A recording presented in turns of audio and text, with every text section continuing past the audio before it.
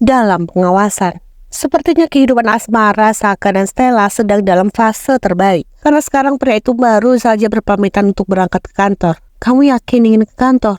tanya Stella ketika mendapati Saka sedang merapikan kemejanya di depan cermin. Pria itu menoleh ke belakang, bibirnya tersenyum kecil bahkan terkesan sangat tipis, lalu menganggukkan kepala.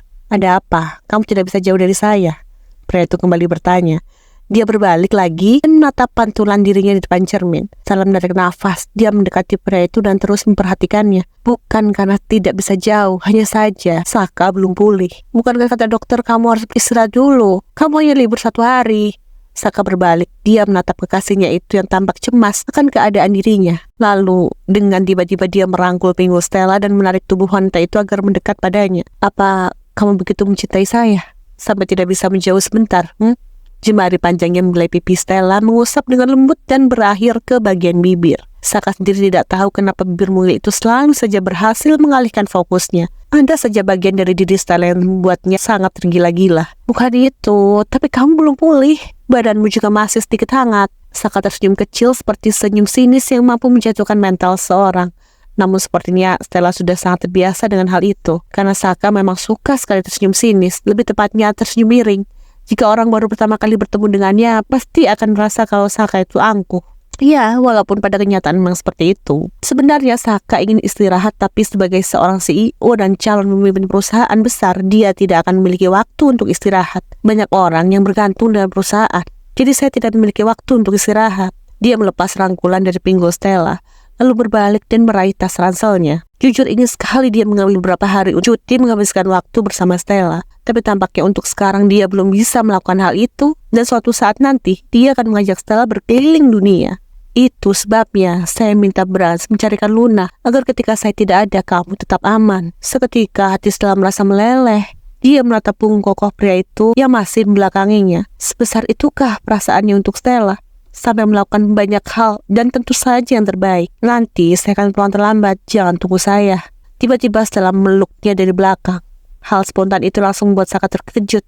Dia terdiam sebentar lalu melirik sepasang tangan yang saling bertautan di perutnya. Detik kemudian bibir pria itu melengkung, menunjukkan senyum senang meski terkesan sangat tipis. Namun di dalam hatinya tidak perlu diragukan lagi. Dia sudah sangat bahagia. Hanya saja Saka bukan tipe pria ekspresif. "Ada apa?" tanya pria itu. Dia berbalik dan mengubah posisi pelukan mereka dan sekarang menjadi berhadapan. Stella menggelengkan kepalanya. Sekarang dia benar-benar merasa jauh lebih baik. Apalagi ketika tahu jika Saka begitu mencintainya, meski pria itu tak mengatakan secara langsung. "Ya sudah, saya berangkat dulu. Kalau ada apa-apa, hubungi saya segera." Saka mengucuk kening Stella dengan lembut. Stella menganggukkan kepala, lalu pelukan keduanya terlepas, dan Saka kembali mengambil jas yang tergantung di stand hanger berbentuk pohon itu. "Jaga dirimu, aku pergi." Stella menganggukkan kepalanya, lalu dia mengikuti Saka dari belakang. "Hati-hati," ucapnya sambil melambaikan tangan ketika sudah tiba di pintu. Saka berbalik. Dia menatap Stella yang sedang tersenyum senang. Nanti kemudian pria itu mendekat lalu menyambar bibir Stella dengan cepat. French kiss singkat. Namun hal itu mampu membuat Stella melayang. Saka melepaskannya. Dia tersenyum miring dan mengusap pipi Stella menggunakan ibu jari. Lalu dia berlalu begitu saja dengan tas ransel yang tersampir di pundak kiri dan kanan memegang jas berwarna hitam. Ting! Lift berdenting dan tiba di hadapan Saka. Tepat ketika pintu terbuka, Luna ternyata berada di dalam. Gadis yang suka sekali memakai jaket kulit itu terkejut karena mendapati Saka di hadapannya. Namun, itu hanya beberapa saat karena detik kemudian dia justru tersenyum lebar sambil melambaikan tangan. "Selamat pagi Tuan Saka," ucapnya dengan ramah. "Mau berangkat ke kantor?" Saka menarik nafas dengan pelan. Dia malas memberikan respon. Tapi karena Luna yang menjaga Stella, maka secara tidak langsung dia harus berinteraksi dengannya. "Lakukan pekerjaanmu dengan baik." "Ai, Kapten," ucapnya dengan penuh semangat sambil memberikan hormat pada pria itu. Lalu dia segera keluar dari dalam lift. "Hati-hati Papan Tuan Saka." Saka tidak memberikan respon apapun. Dia benar-benar mengabaikan Luna. Tapi gadis itu tampaknya sudah terbiasa. Lagi pula semua orang sejagat Hamburg juga tahu jika Andrea Saka Harrison itu orang yang angkuh. Tapi saat dia melihat bagaimana sikap Saka pada Stella, Luna malah merasa jika pria itu sangat berbeda ketika berada di depan publik juga di dalam privasinya. Setelah pintu lift tertutup, Luna berbalik dan dia kembali dikejutkan karena ada Stella di depan pintu. "Selamat pagi, Nana," ucapnya dengan ramah. Dia merasa menjadi orang penting sekarang karena Stella menyambutnya. "Pagi, Luna," Ayo masuk. Luna menganggukkan kepala. Lalu dia menyusul Stella yang sudah masuk lebih dulu. Dia menarik nafasnya dengan panjang lalu meniupkan secara perlahan. Hari ini adalah hari pertamanya bekerja. Jadi dia harus bisa bersikap manis dan melakukan semuanya dengan baik.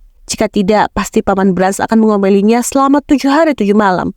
Bahkan kemarin mereka berdebat sepanjang hari hanya karena Luna ingin ikut makan dengan Saka dan Stella. Hari ini, Nona mau kemana?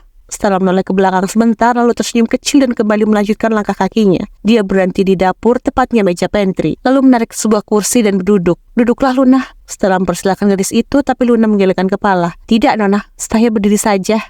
Kenapa? Kamu tidak lelap diri?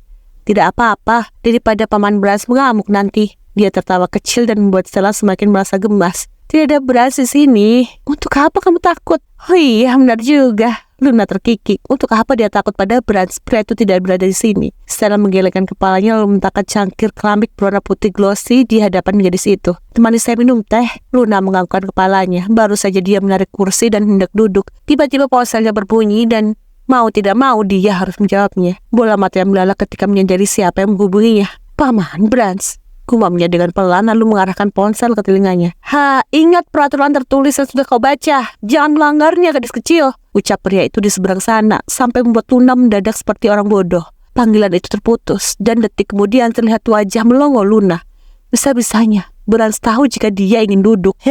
Ada apa? Tanya Stella yang ikut kebingungan. Dia bahkan keheranan saat melihat wajah panik Luna. Nona, apa di sini ada CCTV? Tanya gadis itu sambil menatap Stella dengan pandangan memelas. Hah?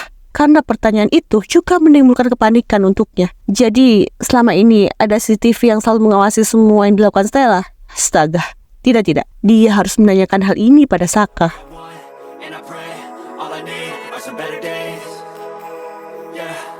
All I need are some better days, 'cause all I want, and I pray, I believe in the better days.